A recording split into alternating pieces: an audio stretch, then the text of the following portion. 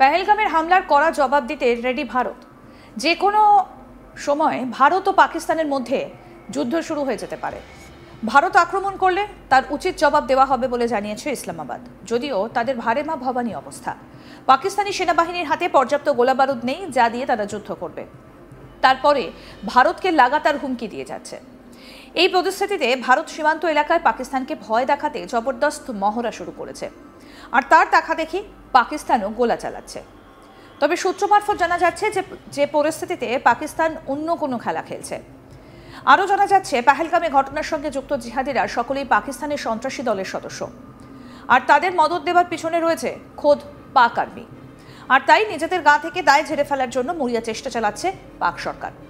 এই পরিস্থিতিতে ভারতকে যুদ্ধে ব্যস্ত রেখে তলে তলে জিহাদিদের সরিয়ে ফেলার কাজ শুরু করেছে বলেই সূত্রের খবর। আরও জানা যাচ্ছে ভারতের চোখে ধুলো দিয়ে খালি করে ফেলা হচ্ছে যাবতীয় জিহাদিদের লঞ্চ প্যাড। গোয়েন্দা সূত্রে খবর, পাক অধিকৃত কাশ্মীরের সমস্ত জিহাদি নেতাদের নিরাপদ বাংকারে সরিয়ে নিয়ে যাওয়ার কাজ শুরু করেছে পাক সেনা। শুধু তাই নয়, সন্ত্রাসীদের লঞ্চ প্যাডগুলোর হাতিয়ার এবং গোলাবারুদ সব সরিয়ে ফেলা হচ্ছে, যাতে করে ভারত তাদের উপর আক্রমণ করতে না পারে। সেই সঙ্গে ইসলামাবাদের তরফে প্রশিক্ষণের দায়িত্বে থাকা আইএসআই এর চর এবং সাবেক সৈনিকদের দ্রুত এলাকা ছেড়ে অন্যত্র চলে যেতে বলা হয়েছে বলেই খবর। মানে সন্ত্রাসীদের বাঁচাতে পাক সেনা যাকে বলে একেবারে উঠে পড়ে লেগেছে। পেহেলগামে হামলার দায় স্বীকার করে প্রথমে বিবৃতি দেয় লস্করে তৈবার ছায়া সংগঠন দ্য রেজিস্ট্যান্ট ফ্রন্ট। পরে অবশ্য তারা তা অস্বীকার করে। কাশ্মীরে পর্যটক হত্যাকাণ্ডের মূল চক্রী 26/11 মুম্বাই হামলার মাস্টারমাইন্ড তথা লস্করের প্রতিষ্ঠাতা প্রধান হাফিজ সাইদ। লাহোরের ঘনবসতিপূর্ণ আবাসিক এলাকায় মহল্লা জহর টাউনে রয়েছে হাফিজ সাইদের বাড়ি। 22 এপ্রিল পেহেলগাম হামলার পরই তার বাড়ি কঠোর নিরাপত্তা বেষ্টনীর অধীনে এসেছে। সূত্রের খবর, পাকিস্তান সেনাবাহিনী, আইএসআই এবং লস্কর কর্মীরা যৌথভাবে হাফিজের সুরক্ষার তদারকি করছে। কম্পাউন্ডটি পর্যবেক্ষণের জন্য ড্রোন মোতায়েন করা হয়েছে। বাড়ির 4 কিলোমিটার ব্যাসার্ধের মধ্যে থাকা সমস্ত রাস্তায় হাই রেজলিউশন সিসিটিভি ক্যামেরা বসানো হয়েছে। বাড়ির কাছে কোনো সাধারণ মানুষের চলাচলের অনুমতি নেই। এলাকায় ব্যক্তিগত ড্রোন উড়ানো নিষিদ্ধ।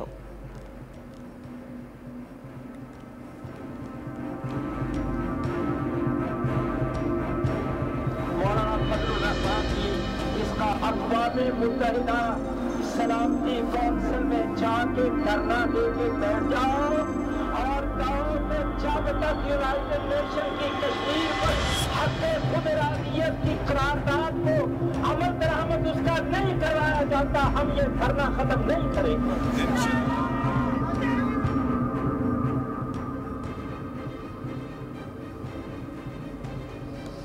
2021 সালে সাইদের বাড়ির কাছে একটা গাড়ি বোমা বিস্ফোরণে 3 জন নিহত হয়। তারপরে বাড়ির চারপাশে নিরাপত্তা বাড়ানো হয়েছিল। গত মাসে তার ঘনিষ্ঠ সহযোগী আবু কাতাল জানে শেষ হন। সেই ঘটনার পর বাড়ির সুরক্ষা আবার জোরদার করা হয়েছিল। এই অবস্থায় ভারতকে একের পর এক হুঁশিয়ারি দিয়ে যাচ্ছে পাকিস্তান। তারা বলেছে যে কোনো ধরনের আগ্রাসন মোকাবিলায় পাকিস্তানের সেনাবাহিনী প্রস্তুত। ভারত যাতে পাকিস্তানের পরীক্ষা না নেয় সেই বিষয়েও হুঁশিয়ারি দেওয়া হয়েছে।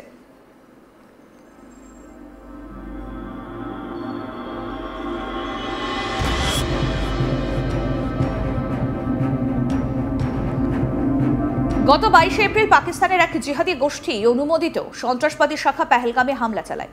আর তাতে নিহত হন 26 জন নিরীহ পর্যটক। সেই হামলার বদলা নিতেই প্রধানমন্ত্রী নরেন্দ্র মোদী ভারতীয় সেনাকে অভিযান চালানোর পূর্ণ স্বাধীনতা দিয়েছেন। তারপর থেকে উদ্বিগ্নের মধ্যে রয়েছে পাকিস্তান। সীমান্তে নিরাপত্তা বাড়ানোর সঙ্গেই পাক বিমানবন্দরগুলিতেও নিরাপত্তা বাহিনী মোতায়েন করা হয়েছে।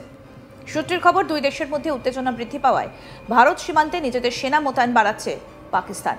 নৌবাহিনীকে প্রস্তুত রাখা হয়েছে। পাকিস্তানের সেনাবাহিনী ভারতের সীমান্তে বিমান প্রতিরক্ষা এবং আর্টিলারি ইউনিটগুলিকে এগিয়ে এনেছে। চীন থেকে আসা SH-15 হাউইটজারগুলো পাকিস্তান সেনাবাহিনীতে অন্তর্ভুক্ত করা অব্যাহত রয়েছে এবং ইউনিটগুলোকে ভারতের কাছাকাছি অবস্থানে মোতায়েন করা হয়েছে। রাজস্থানের বারমেরের লঙ্গেওয়ালা সেক্টরের কাছে অত্যাধুনিক রাডার সিস্টেম এবং বিমান প্রতিরক্ষা ব্যবস্থা আরও আঁটোসাঁটো করা হয়েছে। ফিরোজপুর সেক্টরের বিপরীতে ভারতীয় গতিবিধি চিহ্নিত করার জন্য পাকিস্তানি সেনাবাহিনীর ইলেকট্রনিক যুদ্ধবিমান ল্যান্ড করেছে, যা নিয়ে তোড়জোড় শুরু করেছে ভারতও। অন্যদিকে সূত্র মারফত জানা গিয়েছে সন্ত্রাসবাদের বিরুদ্ধে কড়া জবাব দেওয়াই তার জাতীয় সংকল্প বলে জানিয়েছেন মোদী। কোন সময় কি টার্গেটে প্রত্যাঘাত তা ঠিক করার জন্য পূর্ণ স্বাধীনতা সেনাকে দেওয়া হচ্ছে বলে জানিয়েছেন প্রধানমন্ত্রী।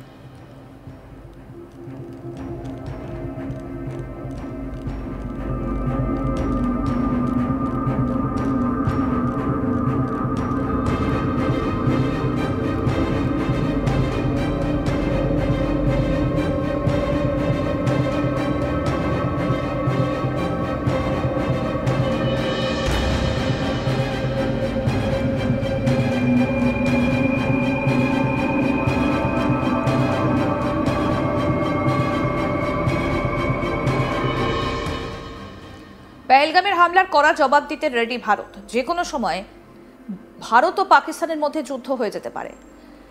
ভারত আক্রমণ করলে তার উচিত জবাব দেওয়া হবে বলে জানিয়েছে ইসলামাবাদ। যদিও তাদের ভারে মা ভবানী অবস্থা, পাকিস্তানি সেনাবাহিনীর হাতে পর্যাপ্ত গোলা বারুদ নেই যা দিয়ে তারা যুদ্ধ করবে। তারপরে ভারতকে লাগাতার হুমকি দিয়ে যাচ্ছে। এই পরিস্থিতিতে ভারত সীমান্ত এলাকায় পাকিস্তানকে ভয় দেখাতে জবরদস্ত মহড়া শুরু করেছে, আর তার দেখা দেখি পাকিস্তানও গোলা চালাচ্ছে। তবে সূত্র মারফত জানা যাচ্ছে যে পরিস্থিতিতে পাকিস্তান অন্য কোনো খেলা খেলছে। জানা যাচ্ছে পেহেলগামে ঘটনার সঙ্গে যুক্ত জিহাদিরা সকলেই পাকিস্তানের সন্ত্রাসী দলের সদস্য, আর তাদের মদদ দেওয়ার পেছনে রয়েছে খোদ পাক আর্মি। আর তাই নিজেদের গা থেকে দায়ে ঝেড়ে ফেলার জন্য মরিয়া চেষ্টা চালাচ্ছে পাক সরকার। এই পরিস্থিতিতে ভারতকে যুদ্ধে ব্যস্ত রেখে তলে তলে জিহাদিদের সরিয়ে ফেলার কাজ শুরু করেছে বলে সূত্রের খবর। জানা যাচ্ছে ভারতের চোখে ধুলো দিয়ে খালি করে ফেলা হচ্ছে যাবতীয় জিহাদিদের লঞ্চ প্যাড।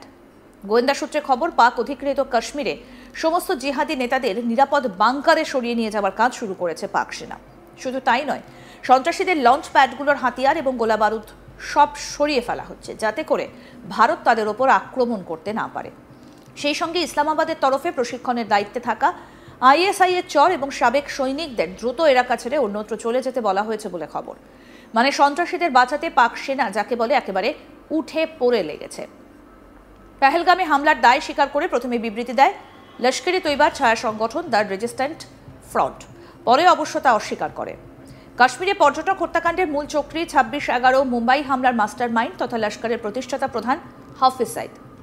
লাহোরের ঘনবসতিপূর্ণ আবাসিক এলাকা মহল্লা জোহর টাউনে রয়েছে হাফিজ সাইদের বাড়ি। 22 এপ্রিল পেহেলগাম হামলার পরেই তার বাড়ি কঠোর নিরাপত্তা বেষ্টনীর অধীনে এসেছে। সূত্রের খবর, পাকিস্তান সেনাবাহিনী, ISI এবং লস্কর কর্মীরা যৌথভাবে হাফিজের সুরক্ষা তদারকি করছে। কম্পাউন্ডটি পর্যবেক্ষণের জন্য ড্রোন মোতায়েন করা হয়েছে। বাড়ির 4 কিলোমিটার ব্যাসার্ধের মধ্যে থাকা সমস্ত রাস্তায় হাই রেজলিউশন CCTV ক্যামেরা লাগানো হয়েছে। বাড়ির কাছে কোনো সাধারণ মানুষের চলাচলের অনুমতি নেই। এলাকায় ব্যক্তিগত ড্রোন ওড়ানো নিষিদ্ধ।